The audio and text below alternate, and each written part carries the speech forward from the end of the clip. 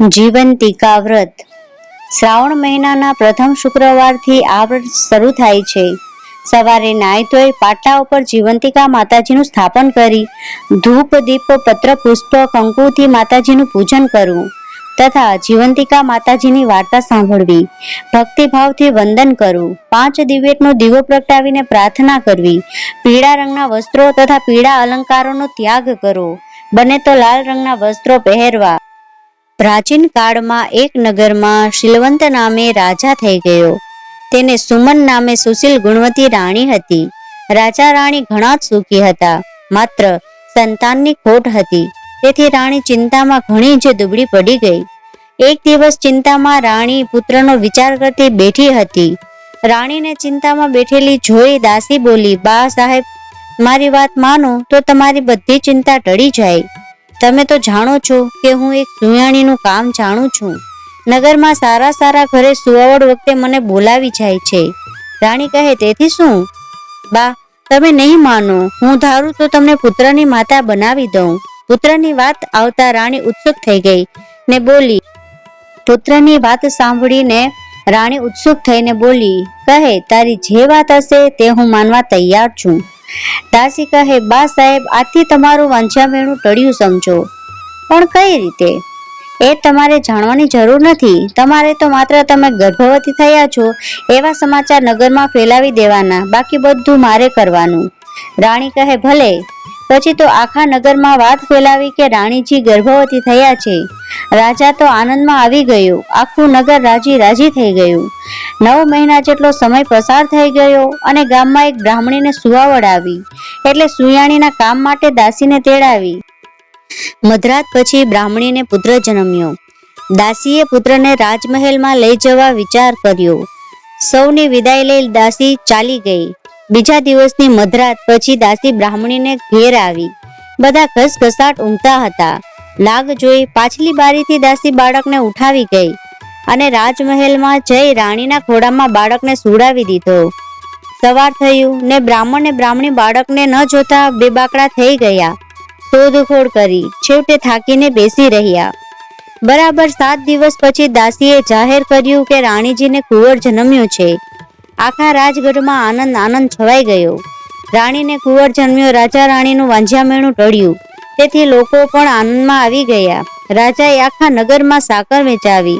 પણ ગોરાણીને જીવંતિકા દેવીનું વ્રત હતું, એટલે દેવી તેના બાળકના રક્ષણાર્થે રાજમહેલમાં આવતા અને રાજકુંવરને આશીર્વાદ આપીને ચાલ્યા જતા. આમ દરરોજ માતાજી કુમારની ખબર લેતા. આમ ઘણા વર્ષો વીતી ગયા.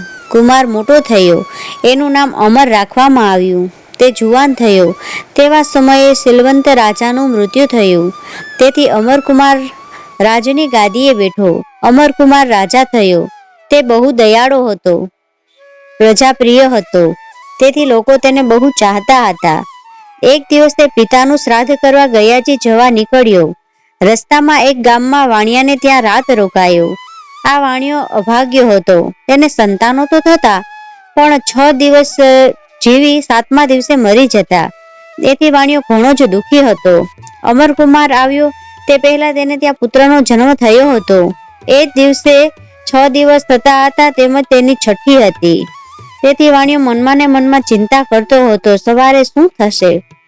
આજે અમરકુમાર વાણિયાને ત્યાં રાત રોકાયો. મધરાત થઈ એટલે વિધાત્રી વાણિયાના ઘરે તેના પુત્રના લેખ લખવા આવ્યા.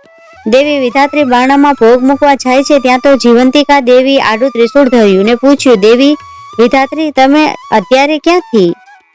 વાણિયાના દીકરે આજે 6 દિવસ થયા છે, તેથી છઠ્ઠીના લેખ લખવા આવી છું. કેવા લેખ લખશો? લખીશ કે છોકરો સવારે મૃત્યુ પામશે. જીવંતિકા દેવી કહે, બહેન વિધાત્રી, તમે એવું નહીં લખી શકો. હું તમારી મોટી બહેન છું, એટલે મારી વાત તમારે માનવી પડશે. જેના ઘરે મારો વાસ છે, જેના ઘરમાં મારા પગલા પડ્યા છે, એ ઘરનું કે બાળકનું અમંગળ તારાથી થાય નહીં. વિધાત્રી દેવી મોટી બહેન જીવંતિકા દેવીની વાત માનીને છોકરાને ભાગ્યમાં દીર્ઘાયુ લખીને ત્યાંથી ચાલ્યા ગયા. સવારે પોતાના દીકરાને જીવતો જોઈ વાણિયો રાજી થઈ ગયો. તેણે યાત્રાળુ અમરકુમારના પગલા પ્રભાવશાળી માન્યા અને તેની પાસે જઈને સેવા કરવા લાગ્યો. બીજા દિવસે અમરકુમાર ગયાજી જવા તૈયાર થયો એટલે વાણીએ આગ્રહપૂર્વક કહ્યું, ભલે જાઓ, પણ વળતા અહીં થતા જજો. ભલે કહી અમરકુમાર ગયાજી પહોંચ્યા. તેણે પિતાની શ્રાદ્ધ ક્રિયા કરી. પિંડ આપવા હાથ લાંબો કર્યો ત્યાં તેને એકના બદલે 2 હાથ દેખાયા. એનું કારણ એ ન સમજી શક્યો. તેણે પંડિતોને પણ પૂછ્યું, પણ પંડિતે કશો ઉત્તર આપી શક્યા નહીં. પણ તેને બીજા હાથ કોઈ દેવીનો હાથ જેવો દેખાયો હતો. શ્રાદ્ધ ક્રિયા પૂરી કરી અમરકુમાર પાછો ફર્યો અને વાણિયાના ઘરે ગયો.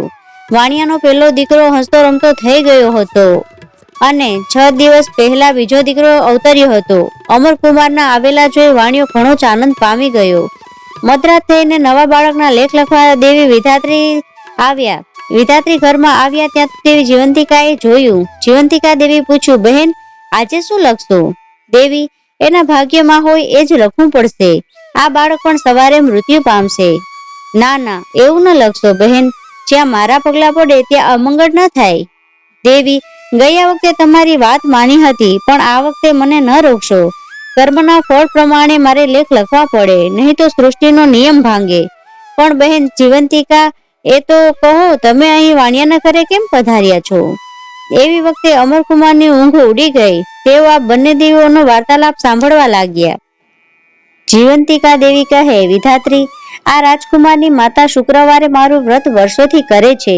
પીળા વસ્ત્રો, પીળા આભૂષણો પહેરતી નથી, ચોખાના પાણીને ઓળંગતી નથી અને શ્રદ્ધાથી મારું વ્રત કરે છે. તેથી મારે આ કુમારની રક્ષા કરવી પડે.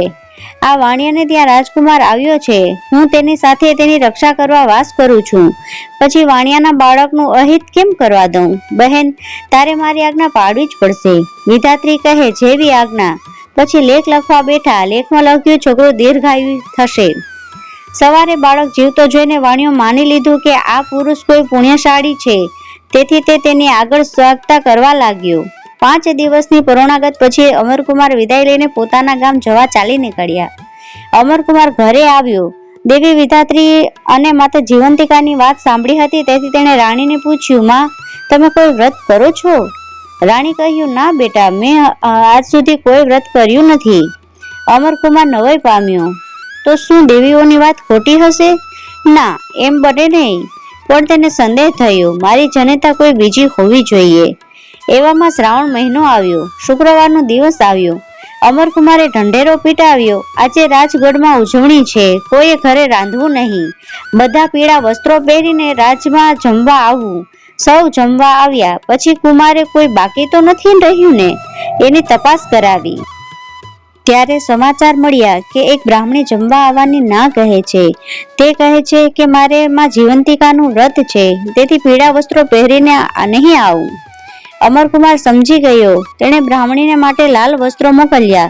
લાલ વસ્ત્રો પહેરીને બ્રાહ્મણી રાજગઢમાં આવી. માતા પુત્ર સામસામમાં મળ્યા. ત્યાં તો બ્રાહ્મણીને ધાવણ ચડ્યું. દૂધની શેર વચૂટી ને અમરકુમારના મોઢામાં પડી. અમરકુમારે માતાને ઓળખી લીધી. માં, તમે હવે રાજમહેલમાં રહો. તમે જ મારા ખરા જનની છો. બ્રાહ્મણી કહે, બેટા, હું તારી માં છું એવું તને કોણે કહ્યું? અમરકુમારે માતાજીના સંવાદની વાત કરી. વળી ચમત્કારિક હાથની પણ વાત કરી. નગરમાં વાત ફેલાણી. તેથી આખા નગરની સ્ત્રીઓ પોતાના બાળકની રક્ષા માટે માતા જીવંતિકાનું વ્રત કરવા લાગી. સૌ પૂછવા લાગ્યા, માતાજી, અમને જીવંતિકા વ્રત કેવી રીતે કરવું તે સમજાવો. ગોરાણી કહે, બહેનો, શ્રાવણ મહિનાના શુક્રવારે આ વ્રત લેવાય. તે દિવસે પીળા વસ્ત્રો પહેરવા નહીં, પીળા અલંકારો પહેરવા નહીં, પીળા માંડવા હેઠે બેસવું નહીં, ચોખાનું પાણી ઓળંગવું નહીં. માતાજીના નામનો 5 દીવાનો ઘીનો દીવો કરવો. સાકર કંસાનું નૈવેદ્ય ધરાવવું અને એકટાણું કરવું. બાળકની રક્ષા માટે માતાજીને પ્રાર્થના કરવી. 9 વર્ષે આ વ્રતનું ઉજવણું કરવું.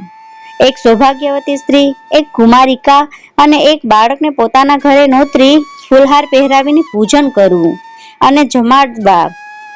બને તો લાલ વસ્ત્રો આપી દક્ષિણા આપવી. આ રીતે વ્રત કરનારે બાળકની માં જીવંતિકા માતા હંમેશા રક્ષા કરે છે. દેવી જીવંતિકાના વ્રત પ્રભાવે બ્રાહ્મણીને ખોવાયેલો પોતાનો પુત્ર પાછો મળ્યો. જીવંતિકા માતાએ એનું રક્ષણ કર્યું. તેને સુખ સંપત્તિ મળી. જય માં જીવંતિકા, તમે ગોરાણીના બાળકની રક્ષા કરી તેવા સૌના બાળકની રક્ષા કરજો. જય માં જીવંતિકા.